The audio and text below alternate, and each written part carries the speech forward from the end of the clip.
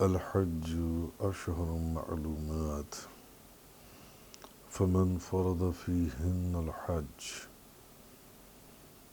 فلا رفث ولا فسوق ولا جدال في الحج۔ سورۃ البقرہ کی تفسیر میں پچھلی آیت نمبر 196 میں ہم حج کا ذکر تفصیل سے پڑھ کر آئے۔ آج آیت نمبر 197 کی تفسیر کا بیان ہے۔ الحج اشہر معلومات، حج کے مہینے معروف ہیں۔ فمن فرض فیہن الحج فلا رفث ولا فسوق ولا جدال فی الحج وما تفعلوا من خیر یعلمہ اللہ۔ تو جو شخص ان مہینوں کے اندر حج کی نیت کر کے حج کو لازم کر لے، حج کو اپنے پر لازم کر لے نیت کر کے۔ حضرت عبداللہ بن مسعود رضی اللہ تعالی عنہ آپ فرماتے ہیں کہ حج کا احرام باندھ کر تلبیہ پڑھنے سے حج فرض ہو جاتا ہے۔ لبیک اللہم لبیک لبیک لا شریک لک لبیک ان الحمد والنعمت لک والملک لا شریک لک۔ حج کا احرام باندھ کر تلبیہ پڑھنے سے حج فرض ہو جاتا ہے۔ جو حج کے دنوں میں احرام حج کی نیت سے باندھ لے اور تلبیہ پڑھ لے اس پر حج فرض ہو جاتا ہے۔ اور صحابہ کرام اور تابعین کی ایک جماعت کا کہنا ہے کہ حج کی نیت سے خالی تلبیہ پڑھنے سے بھی حج فرض ہو جاتا ہے۔ حج کی نیت سے تو اس سے بھی حج فرض ہو جائے گا۔ اور حضرت عبداللہ بن مسعود فرماتے ہیں کہ حج کا احرام باندھ کر پھر تلبیہ پڑھنے سے حج فرض ہو جاتا ہے۔ امام اعظم ابو حنیفہ کے نزدیک حج کی نیت کے ساتھ احرام باندھ کر اگر تلبیہ پڑھی جائے تو اب حج فرض ہو جاتا ہے، اب حج کے لیے آپ کا جانا ضروری ہے۔ فمن فرض فیہن الحج فلا رفث ولا فسوق ولا جدال فی الحج وما تفعلوا من خیر یعلمہ اللہ۔ تو اب نہ عورتوں سے جماع کی باتیں ہوں اور نہ گناہ اور نہ جھگڑا۔ تو حضرت ابن عباس رضی اللہ تعالی عنہما نے بیان کیا کہ یہاں رفث سے مراد جماع ہے۔ حضرت ابن عمر رضی اللہ تعالی عنہما اور کچھ دیگر ان سے مراد ہے کہ عورتوں سے فحش کلام کرنا ہے حج کے دنوں میں۔ البتہ ہر قسم کے گناہ اور غضبناک اور لڑنا اور لڑائی جھگڑا اس سے منع کیا گیا ہے۔ اب فحش باتیں ہوں، فسق اور جھگڑا تو یہ تو ویسے بھی ہر جگہ ممنوع ہے، صرف حج کے دنوں میں۔ لیکن اس وقت یہ ممانعت شدید ہے جب انسان بیت اللہ کی زیارت کا قصد کر لے اور اللہ کا تقرب حاصل کرنے کے لیے دور دراز کے ملکوں سے چل کر یہاں آئی اور پھر اس کے بعد وہ اس طرح کا کوئی کام کرے تو یہ اس کو زیب نہیں دیتا۔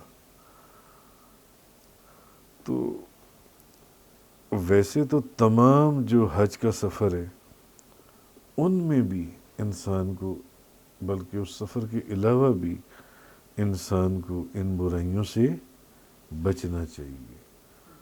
فضول کا لڑائی جھگڑا، فضول کا کسی کے اوپر غضبناک ہونا، لڑ پڑنا، جھگڑا کرنا. لیکن حج کا احرام باندھنے سے لے کر حج کے مناسک مکمل ہونے تک اللہ پاک نے تاکیداً فرمایا کہ ان دنوں کے اندر جب حج کی نیت کر لو تو ان کاموں سے رک جاؤ، بالکل رک جاؤ ان کاموں سے. جن سے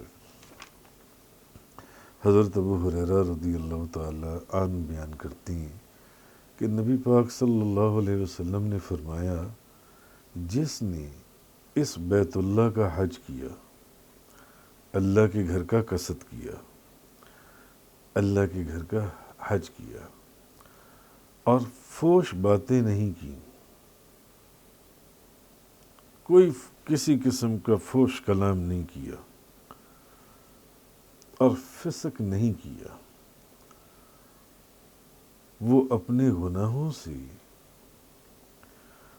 اس دن کی طرح پاک ہو کر نکلے گا جس دن اس کو اس کی ماں نے جنا تھا،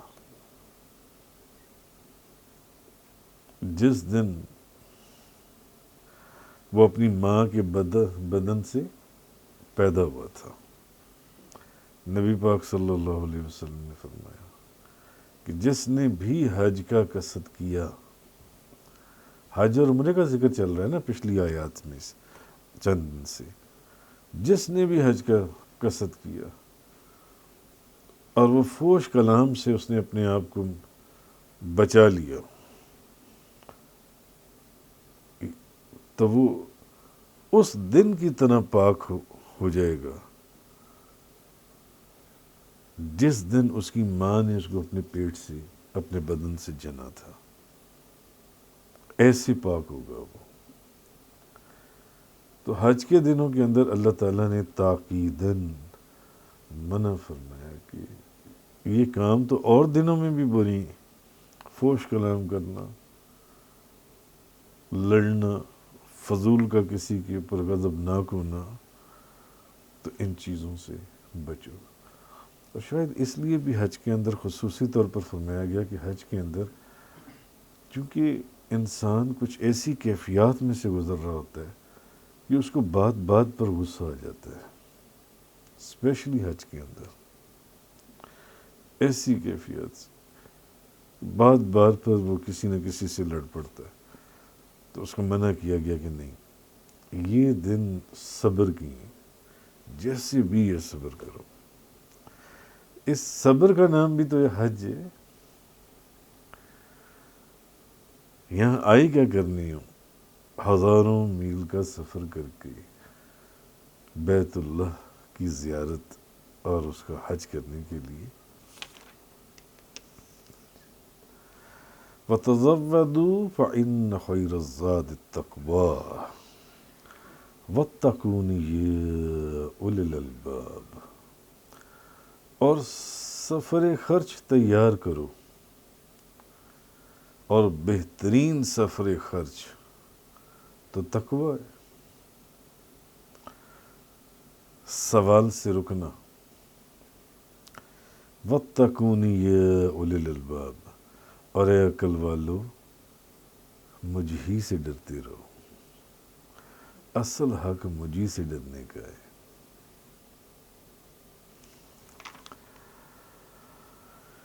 حج کے دوران اور سفر خرچ تیار کرو، بہترین سفر خرچ. اصل سفر خرچ کیا ہے؟ کسی سے سوال نہ کرنا، اور عقل والوں مجھے سے ڈرتے رہو. امام بخاری روایت کرتی ہیں، حضرت ابن عباس، لوگوں نے تقوی کے غلط معنی لے لیے تھے، لوگوں نے تقوی کے غلط معنی لے لیے. حضرت ابن عباس رضی اللہ تعالیٰ عنہما بیان کرتی ہیں کہ اہل یمن جو سے وہ جب حج کرنے آتے تھے تو ساتھ کوئی سفر خرچ نہیں لے کر آتے تھے، سفر خرچ کا انتظام نہیں کرتے تھے، اور کہتے کیا تھے؟ ہم تو توکل کر رہے ہیں، توکل اللہ، کوئی خرچہ ساتھ نہیں۔ یہ حج کا ایک خرچہ ہے، تو ہم تو توکل کرنے والے ہیں۔ اب جب کھانے پینے، دوائی، حج کے دنوں میں لوگ بیمار کتنے ہوتے ہیں، ہزاروں لاکھوں کی تعداد میں، ہر دوسرا بندہ، کسی کو کھانسی، کسی کو زکام، کسی کو بخار، کسی کو پیٹ درد، کسی کو کوئی چوٹ لگ گئی، دوائی کے پیسے، کھانے کے پیسے، اور جو خرچے رہائش کے پیسے، اور جو خرچے راستے کے، لوگ پیدل آتے تھے دوسرے ملکوں سے گھوڑوں پر، اونٹوں پر، تو اب جب وہ سفر خرچ جو اہل یمن تھے وہ اپنے ساتھ نہیں رکھتے تھے، تو وہاں جا کر پھر مجبوری میں کیا کریں گے؟ لوگوں کے آگے ہاتھ پھیلائیں گے۔ تو جب وہ مکہ مکرمہ پہنچتے تو حالت یہ ہوتی تھی کہ پھر وہ لوگوں سے مانگنا شروع کر دیتے تھے کہ ہمیں رات کو سونے کے لیے کمرے کی جگہ کے پیسے دے دو، 2 وقت کی روٹی لے دو، دوائی لے دو۔ تو اس وقت یہ آیہ کریمہ جون سی ہے یہ نازل ہوئی، وَتَزَوَّدُوا فَإِنَّ خَيْرَ الزَّادِ التَّقْوَىٰ، اور سفر خرچ تیار کرو، اور بہترین سفر خرچ وہ یہ نہیں ہے کہ توکل اللہ کا مطلب یہ ہے کہ تم جا کر لوگوں کے آگے ہاتھ پھیلانا شروع کر دو، نہیں، بلکہ بہترین جو سفر خرچ یعنی جو تقوی ہے وہ یہ نہیں ہے، بلکہ تقوی یہ ہے کہ تم کسی کے آگے ہاتھ نہ پھیلاؤ، مت کسی کے آگے ہاتھ لم کرو کہ مجھے دوا لے دو، یا مجھے پیسے لے دو، یا مجھے روٹی لے دو جون سے، وَاتَّقُونِ يَا أُولِي الْأَلْبَابِ۔ تب اس وقت ہی آیہ کریمہ نازل ہوئی جون سی۔ تو نبی کریم صلی اللہ علیہ وسلم نے، آپ نے فرمایا کہ تو جب وہ مکہ مکرمہ پہنچتے تو مانگنا شروع کر دیتے، تو تب یہ آیہ کریمہ نازل ہوئی کہ سفر خرچ تیار کرو۔ حضرت ابن عباس فرماتے ہیں کیونکہ بہترین سفر خرچ سوال کا نہ کرنا ہے، کہ کسی کے آگے سوال نہ کیا جائے۔ اچھا، اب اس آیت کی ایک تفسیر یہ بھی کی گئی ہے، یہ تو ایک تفسیر ہو گئی، ایک اس کی دوسری تفسیر یہ بھی کی گئی ہے کہ بندہ صرف اپنے ملک سے مکہ مکرمہ کا تو سفر نہیں کر رہا، انسان کا جو سفر ہے وہ دنیا سے آخرت کی طرف بھی تو جاری ہے نا، آخرت کی طرف۔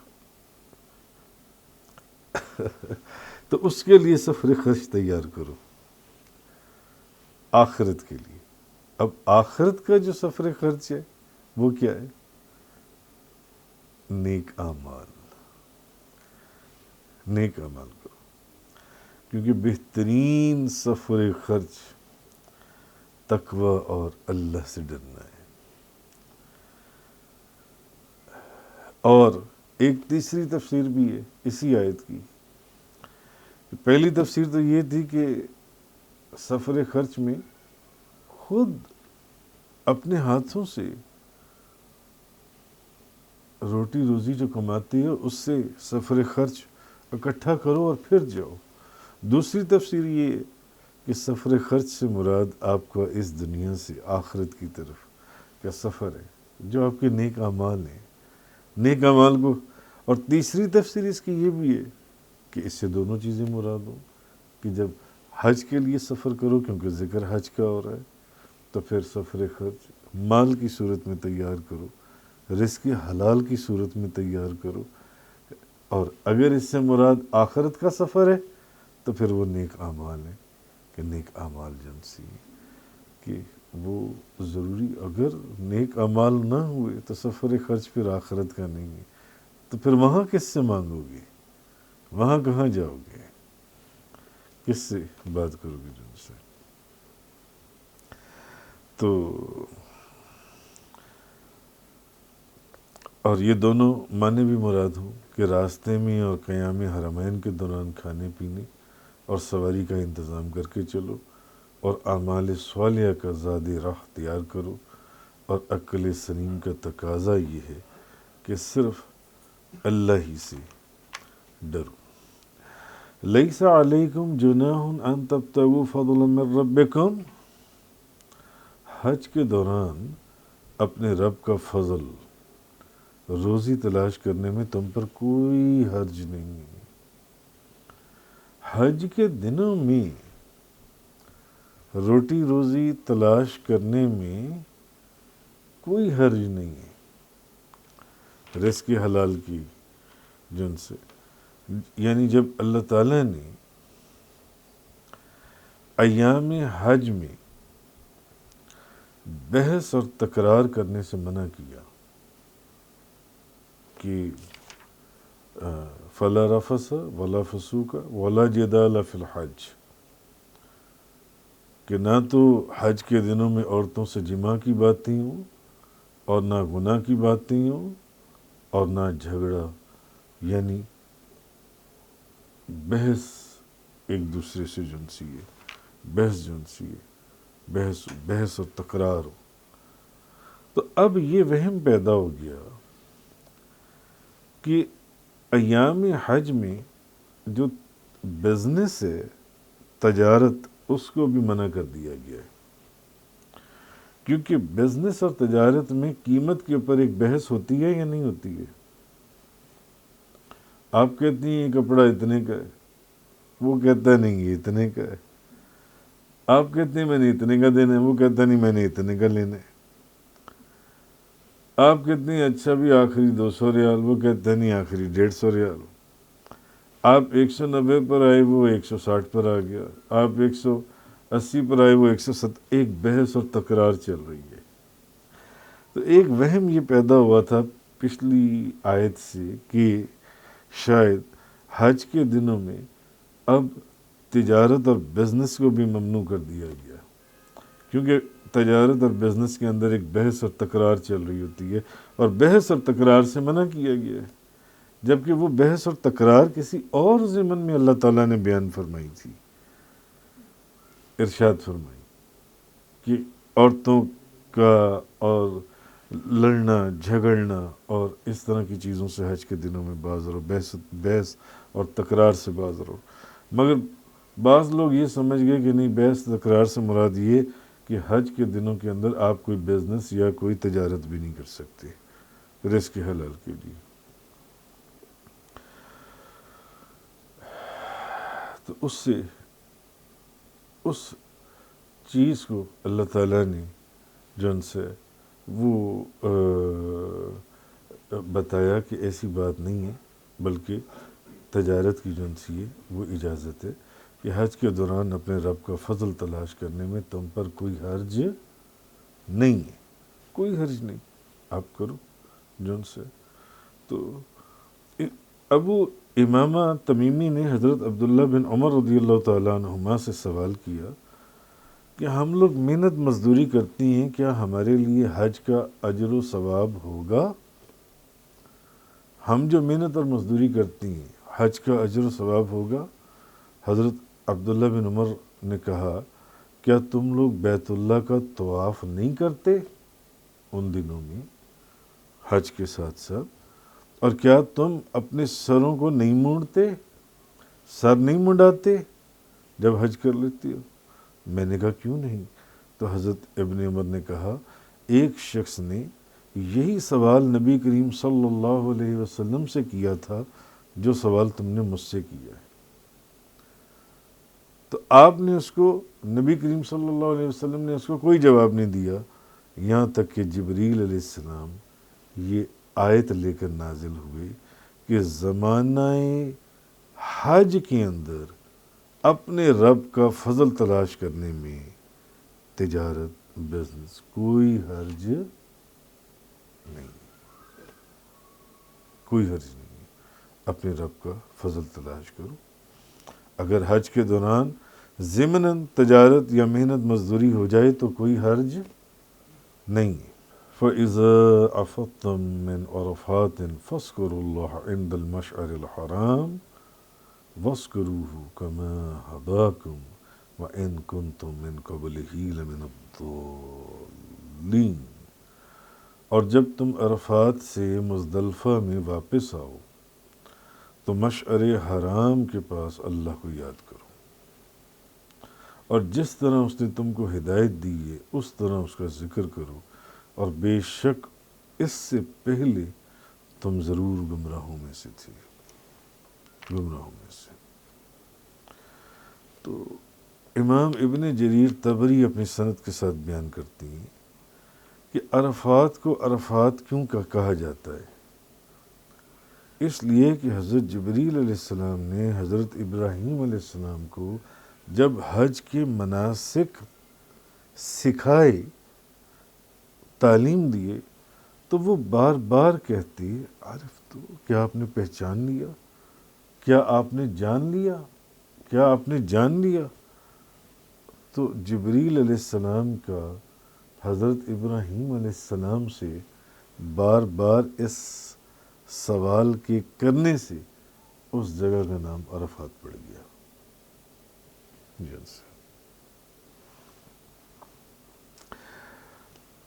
حضرت عبداللہ بن عمر رضی اللہ تعالی عنہما نے لوگوں کو مزدلفہ میں ایک پہاڑ کے پاس جمع ہوتے ہوئے دیکھا تو آپ نے کہا اے لوگوں، تمام مزدلفہ جو ہے یہ مشعر حرام ہے۔